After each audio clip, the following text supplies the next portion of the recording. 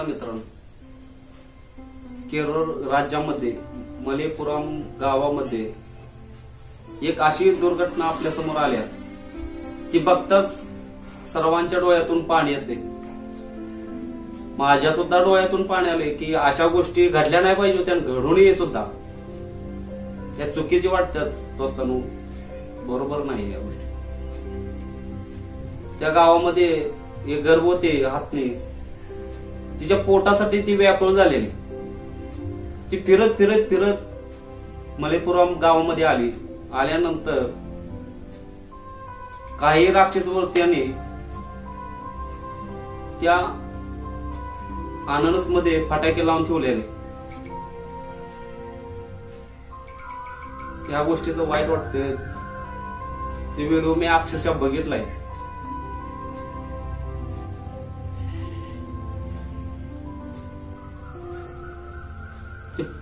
फटाके अननस मध्ये भरून ठेवलेले, ती एक भुक्यानं व्याकुळून गेलेली आतनी ती खायचा प्रयत्न केलेला आहे तिनं. अक्षरशः ती खाते. दोस्तांनो, माझ्या डोळ्यात सुद्धा पाणी येते, कारण का ती अक्षरशः या गोष्टी अशा आहेत की मला सुद्धा बोलताना, तुम्हाला सांगताना सुद्धा खूप वाईट वाटते या गोष्टी. पण तुम्हाला सांगावंच लागणार आहे, या गोष्टी तुमच्या समोर आणल्याच पाहिजे. तिनं खायचा प्रयत्न केला. तिनं खायचा प्रयत्न केल्यानंतर तिच्या तोंडामध्ये आतले आत स्फोट होतो. त्या फटाक्याचा स्फोट झाल्यानंतर त्या आत्मेला काही सुचत नसते या गोष्टी. ती व्याकुळून गेलेली. एक तर पोटशी गर्भवती असताना सुद्धा आपल्या लहान पोराला आपली आई कशी जपते जेवाच्या पलीकडे, तशी ती जपत होती तिच्या पोराला. कारण का ती भुकेनं व्याकुळून गेलेली, तरी सुद्धा तिनं विचार योग केला नाही. की तिला माहित सुद्धा नव्हतं की ह्याच्यामध्ये असं फटाके लावलेले. ती खायचा प्रयत्न, कारण का पोटाशी कुठलाही व्यक्ती अन्न जर खाली जर पडलेलं असलं तर भुका लागल्यानंतर माणूस खालचं सुद्धा पडलेलं अन्न खातो. तसं त्या संदर्भात एक तिनं ती केलेलं पोटाशी तिनं अननस खाल्लंच. खाल्ल्यानंतर स्फोट झाला. स्फोट झाल्यानंतर ती व्याकुळून गेली. हातने व्याकुळून गेल्यानंतर तिला सुद्धा मनातल्या मनात असा विचार आला असेल की आपले असे लोक, एवढं आपल्याला मारणारे लोक आपल्याला मारू शकतील का. तिला सुद्धा मनाला खूप विचार पडला असेल या गोष्टीचा. मित्रांनो, अक्षरशः तिला काय करावं काय नाही असं सुचत होतं भरपूर. ती फिरत फिरत फिरत ती एका नदी किनारी जाते.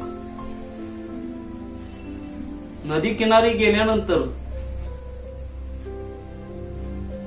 तिच्या तोंडामध्ये जी जखम झालेली त्याच्या माशा बसून म्हणून ती नदीच्या पाण्यामध्ये मध्ये जाऊन तोंड आपले सोंड आणि तोंड पूर्णपणे बुडवते. बुडवल्यानंतर दोस्तांनो 2 ते 3 तास ती उभा राहिलेली. एका फॉरेस्टर ऑफिसर मोहन कृष्णन, ती व्यक्ती खूप चांगला आहे. कारण का त्या व्यक्तीनं ही पहिल्या स्टार्टला तिचा व्हिडिओ अपलोड फेसबुकला केला. मोहन कृष्णाने ती बघितल्यानंतर त्यांना सुद्धा खूप वाईट वाटलं या गोष्टीचं की नक्की काय झाले, बघावं, तिला बाहेर तर काढावं. खूप तिला आणायचा सुद्धा प्रयत्न केला, ती येत नव्हती, बाहेरच निघत नव्हती ती. मग त्याने त्यानंतर 2 हत्तीला बोलवून तिला काढायचा खूप प्रयत्न केला. काढायचा प्रयत्न केल्यानंतर ती गर्भवती हातने ती बाहेर येत नव्हती आणि दोन्ही हत्तीला सुद्धा येऊन जवळ देत नव्हती. ती वैतागून जाऊन जाऊन जाऊन जाऊन तिनं तिथंच तिचा प्राण गमावला. तिनं तिथंच तिचा प्राण गमावल्यानंतर सगळे विचारातच पडले. आपण विचारात पडलो. मित्रांनो, एवढं वाईट आपल्याला सुद्धा वाटतं. तसंच आपल्यापेक्षा सुद्धा ती 2 जी हत्ती तिला बाहेर काढायचा प्रयत्न करत होते, ती सुद्धा आपल्यापेक्षा सुद्धा तिने तिथं तिच्या समोर तिने सुद्धा वेदना, दुःख तिच्या समोरच हे केले. तुम्ही व्हिडिओ सुद्धा बघू शकताय. खूप एक हत्ती एवढं तिला नाही का सोंड तिच्या पोटाशी असे फिरून फिरून तिला नाही का उठवायचा प्रयत्न करतोय. खूप वाईट वाटते या गोष्टीच, खूप वाईट, मनापासून वाईट वाटतं.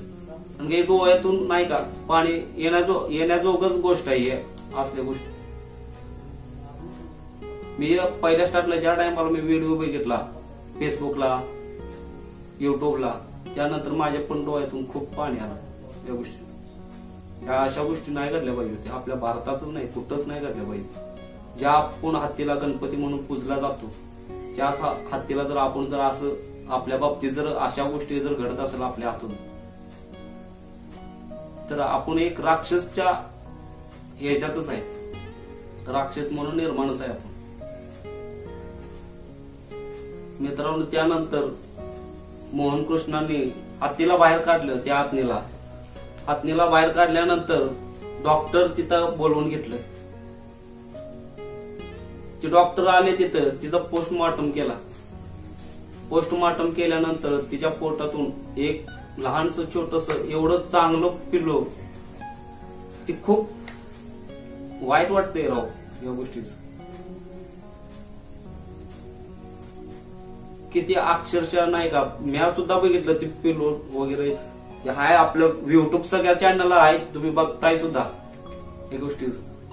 ती बघताच एवढं नाही का असं कशा संदर्भात केलं, कशासाठी केलं काय माहित नाही, पण अशा गोष्टी नाही पाहिजे होत्या घडल्या. मग त्यानंतर डॉक्टरने पोस्टमॉर्टम केला, हत्तीचं पिल्लू काढलं वगैरे ते सगळं.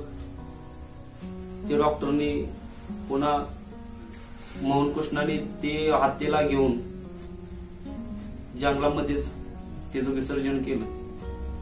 मोहन कृष्णांनी सुद्धा माफी मागितली त्या हत्तीची, का आमच्याकडून अशा चुका घडल्या नाही पाहिजे होत्या आणि कुठल्याच व्यक्तीपासून अशा दुर्घटना घडू नये अशा संदर्भात त्यांनी माफी मागितली मोहन कृष्णांनी.